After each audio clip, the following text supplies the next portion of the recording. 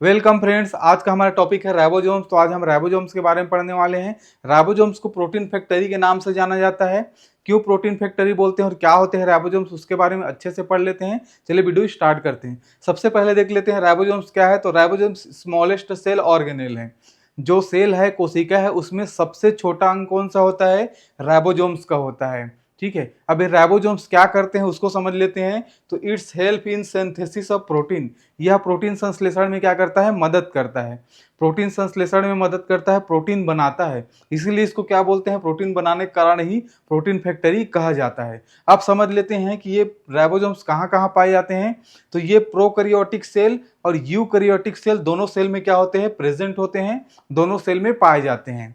ठीक है, नेक्स्ट देख लेते हैं इसकी खोज किसने की है। खोजकर्ता कौन है, किसके द्वारा डिस्कवर किया गया है? तो इसकी खोज की गई है जॉर्ज पैलेट के द्वारा। जॉर्ज पैलेट ने राइबोसोम्स की खोज की है। ठीक है, अब समझ लेते हैं कि राइबोसोम्स कहाँ बनते हैं। तो राइबोसोम्स फॉर्म इन न्यूक्लियोलस। जो न्यूक्लियोलस होता है वहां पे राइबोसोम्स बनता है। इसको एक डायग्राम के माध्यम से समझ लेते हैं। ठीक है, जैसे ये क्या है, हमारे बॉडी का सेल है। अब हमारे बॉडी के सेल के अंदर क्या होता है? न्यूक्लियस रहता है। अब इसी न्यूक्लियस में क्या रहता है? न्यूक्लियोलस रहता है। ठीक है, अब यही जो न्यूक्लियोलस है यहीं पे क्या होता है? यहीं पे राइबोसोम्स का निर्माण होता है। ठीक है, यहीं पे क्या होता है? राइबोसोम्स का निर्माण होता है। ठीक है, राइबोसोम्स का इसी न्यूक्लियोलस में फॉर्मेशन होता है। ठीक है, अब आगे बढ़ते हैं। अब देख लेते हैं टाइप्स ऑफ राइबोसोम्स। राइबोसोम्स कितने प्रकार के होते हैं? तो राइबोसोम्स मेनली दो प्रकार के होते हैं। एक होता है फ्री राइबोसोम्स, जिसको मुक्त राइबोसोम्स कहते हैं। अब ये मुक्त राइबोसोम्स क्या होता है? Floating freely in the cytoplasm. जो साइटोप्लाज्म है, कोशिका द्रव्य है, उसमें क्या करते हैं? तैरते रहता है। ये फर्स्ट टाइप हो गया। सेकेंड टाइप देख लेते हैं। तो सेकेंड टाइप है बाउंड राइबोसोम्स। बाउंड राइबोसोम्स क्या करते हैं? Attach to the endoplasmic reticulum. ये एंडोप्लाज्मिक रेटिकुलम से जुड़ जाते हैं और जुड़ के क्या बनाते हैं? रफ एंडोप्लाज्मिक रेटिकुलम का निर्माण करते हैं। इसको भी डायग्राम के माध्यम से समझ लेते हैं। तो न्यूक्लियस में जो राइबोसोम्स बनता है, ये राइबोसोम्स क्या होगा? सेल के बाहर न्यूक्लियस के बाहर निकलेगा। अब न्यूक्लियस के बाहर निकलेगा, कहाँ आ जाएगा? ये जो पूरा एरिया है इसमें कोशिका द्रव्य होता है, साइटोप्लाज्म होता है। यहाँ पे जैसे कोई फ्लूइड है, ये फ्लूइड है। ये फ्लूइड क्या है? साइटोप्लाज्म है। ये फ्लूइड क्या है? साइटोप्लाज्म है। और ये साइटोप्लाज्म में फिर राइबोसोम्स आ जाते हैं। ठीक है, अब इसी साइटोप्लाज्म में क्या रहता है? एंडोप्लाज्मिक रेटिकुलम रहता है। ठीक है, एंडोप्लाज्मिक रेटिकुलम रहता है। इसी एंडोप्लाज्मिक रेटिकुलम में भी आके क्या होता है? ये चिपक जाता है। ठीक है, तो ये दो जगह रहता है। एक तो साइटोप्लाज्म में भी रहता है और एक एंडोप्लाज्मिक रेटिकुलम में भी आके चिपक जाता है। तो राइबोसोम दो टाइप के हो गए। एक रफ एंडोप्लाज्मिक रेटिकुलम बना रहा है, एंडोप्लाज्मिक रेटिकुलम में चिपक के, एक टाइप हो गया। और सेकेंड टाइप क्या होगा? जो साइटोप्लाज्म में इधर उधर जो फ्लोटिंग कर रहे हैं, ये दूसरा टाइप हो गया। तो ये दो प्रकार के साइटोप्लाज्म होते हैं। इसका स्क्रीनशॉट लीजिए, फिर स्ट्रक्चर के बारे में पढ़ते हैं राइबोसोम्स के। ठीक है, चलिए फ्रेंड्स आगे बढ़ते हैं। अब देख लेते हैं राइबोसोम्स की स्ट्रक्चर के बारे में, संरचना के बारे में। तो इसकी स्ट्रक्चर में सबसे पहले हम देख लेते हैं कि राइबोसोम्स किससे मिलकर बना है। तो ribosomes composed of ribosomal RNA and ribosomal protein. तो राइबोसोम्स किससे मिलकर बना है? प्रोटीन से मिलकर बना है और राइबोसोमल आरएनए से मिलकर बना है। ठीक है, दो चीज से मेनली ये मिलकर बना है। इसमें लार्ज सब यूनिट होता है और स्मॉल सब यूनिट होता है। ये दोनों सब यूनिट क्या है? राइबोसोमल आरएनए और प्रोटीन दोनों जिससे मिलकर क्या होता है? बना होता है। अब इसमें देख लीजिए, जो लार्ज सब यूनिट है वो ऊपर टॉप में है और जो स्मॉल सब यूनिट है वो नीचे नीचे है। तो ऐसा क्यों होता है? ऐसा इसलिए होता है, जो मैसेंजर आरएनए होता है, बीच में एक मैसेंजर आरएनए होता है। तो मैसेंजर आरएनए से जो छोटी सब यूनिट रहती है वो जल्दी जुड़ जाती है। तो स्मॉल सब यूनिट जल्दी जुड़ने के कारण ये नीचे रह जाता है और लार्ज सब यूनिट बाद में आके जुड़ता है, इसलिए क्या होता है? वो ऊपर रह जाता है। ठीक है, इस तरीके से ऐसा रहता है। अब लार्ज सब यूनिट, स्मॉल सब यूनिट को प्रोकैरियोटिक और यूकैरियोटिक सेल के माध्यम से अच्छे से समझ लेते हैं। सबसे पहले देख लेते हैं यूकैरियोटिक सेल में। तो यूकैरियोटिक सेल में जो लार्ज सब यूनिट है वो 60S की तरह दिखाई देता है, उसके साइज और शेप को देखें तो। और जो स्मॉल सब यूनिट है वो 40S की तरह दिखाई देता है। दोनों को एक साथ 80S बोलते हैं। ये दोनों को जोड़ना नहीं है फ्रेंड्स, 60 और 40 तो 100 हो रहा है, ऐसा नहीं होता। ये साइज और शेप के अनुसार रहता है, ये दोनों को जोड़ना नहीं रहता। ठीक है। अगर सिंगल सिंगल देखें तो लार्ज सब यूनिट 60s की तरह दिखाई देता है और स्मॉल सब यूनिट 40s की तरह दिखाई देता है। दोनों को एक साथ देखें तो 80s की तरह दिखाई देता है ये, ठीक है।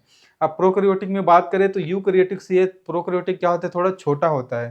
प्रोकैरियोटिक में लार्ज सब यूनिट की बात करें तो 50s की तरह दिखाई देता है, इससे थोड़ा कम है। और स्मॉल सब यूनिट की बात करें तो 30s की तरह दिखाई देता है, ये भी थोड़ा कम है। पूरा ओवरऑल देखें तो 70s की तरह दिखाई देता है। अब 70s में जो एस है, ये जो एस है 70s 30s 50s में, ये सब में जो एस आ रहा है वो एस का क्या मतलब है, तो एस का मतलब होता है स्वेडेनबर्ग यूनिट।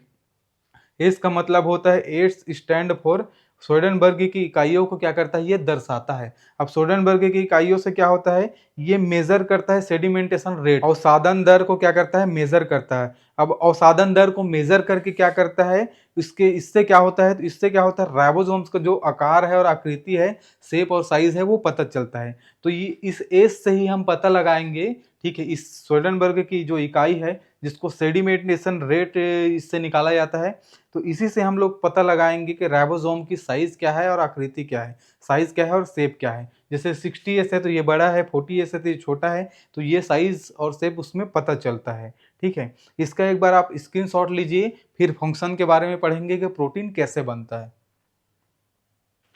चलिए फ्रेंड्स आगे बढ़ते हैं। अब देख लेते हैं राइबोसोम्स के फंक्शन के बारे में, कार्य के बारे में, को कैसे प्रोटीन बनाता है। तो इसको हम दो तरीके से समझ सकते हैं। फर्स्ट तरीका है जो amino acids of cytoplasm, cytoplasm के अंदर, कोशिका द्रव्य के अंदर क्या रहता है, अमीनो एसिड्स रहता है। अब ये अमीनो एसिड्स साइटोप्लाज्म में कहाँ से आता है, न्यूट्रिशन के थ्रू आता है या सेल ही बनाता है, तो वो कहाँ रहता है, अमीनो एसिड साइटोप्लाज्म में रहता है। इसी साइटोप्लाज्म में जो अमीनो एसिड्स है उसको जो टीआरएनए है, जिसको हम लोग ट्रांसफर आरएनए बोलते हैं, ये ट्रांसफर आरएनए क्या करता है, अमीनो एसिड्स को राइबोसोम्स तक पहुंचाने का काम करता है। तो राइबोसोम्स तक पहुंच गया है। अब राइबोसोम्स में कहाँ पहुंचता है, ये लार्ज सब यूनिट में पहुंचता है, ठीक है।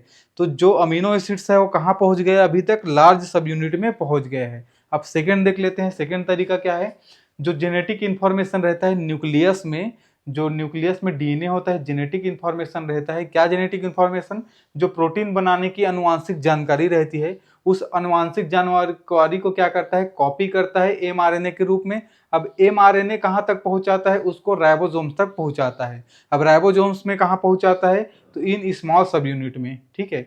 तो जो प्रोटीन बनाने की अनुवांशिक जानकारी है वो स्मॉल सब यूनिट तक पहुंच गया है, ठीक है। अब क्या होगा देखते हैं आगे। तो लार्ज सब यूनिट जो है वहां तक क्या पहुंच गया है, अमीनो एसिड पहुंच गया है, और अनुवांशिक जानकारी, प्रोटीन बनाने की अनुवांशिक जानकारी कहां तक पहुंच गई है, स्मॉल सब यूनिट तक पहुंच गई है। अब अनुवांशिक जानकारी को क्या करेगा, प्रोटीन बनाने की अनुवांशिक जानकारी को स्मॉल सब यूनिट रीड करेगा, पढ़ेगा। अब पढ़ने के बाद क्या करेगा, इसको लार्ज सब यूनिट को बता देगा कि भाई ऐसा ऐसा प्रोटीन बनाना है। अब जानकारी कहाँ तक पहुंच गई, लार्ज सब यूनिट तक पहुंच गया। अब लार्ज सब यूनिट क्या करेगा, जितने भी अमीनो एसिड्स इसके पास है उस सब अमीनो एसिड्स को जोड़ने का काम करेगा। उस अमीनो एसिड्स को जोड़ के क्या करेगा, पॉलीपेप्टाइड चेन बना देगा। अब इसी पॉलीपेप्टाइड चेन से क्या बनता है, प्रोड्यूस प्रोटीन, प्रोटीन का निर्माण होता है। इसको एक डायग्राम के माध्यम से थोड़ा सा और समझ लेते हैं, ठीक है। तो जो टीआरएनए है, ट्रांसफर आरएनए, ट्रांसफर आरएनए क्या करता है, अमीनो एसिड्स को लाता है साइटोप्लाज्म से लार्ज सब यूनिट में, ठीक है। और जो एमआरएनए है वो जेनेटिक इंफॉर्मेशन को न्यूक्लियस से प्रोटीन बनाने का कैसा तरीका है उसको लेके आता है स्मॉल सब यूनिट तक, ठीक है। अब ये इंफॉर्मेशन को क्या करता है, स्मॉल सब यूनिट लार्ज सब यूनिट को दे देता है। जैसे लार्ज सब यूनिट तक इंफॉर्मेशन आता है तो ये इंफॉर्मेशन का यूज करके क्या करता है, जो अमीनो एसिड्स है इसको जोड़ने का काम करता है लार्ज सब यूनिट्स। और जैसे अमीनो एसिड जुड़ता है तो ये क्या बनता है, पॉलीपेप्टाइड चेन बनता है, और इसी चेन को उससे क्या बनता है, फिर प्रोटीन का निर्माण होता है। तो ऐसे बनते हैं राइबोसोम्स से प्रोटीन। अगर ये वीडियो आपको अच्छा लगा होगा तो वीडियो को लाइक कर दीजिएगा, और ऐसे वीडियो और देखने के लिए चैनल को सब्सक्राइब कर दीजिएगा। Thank you so much.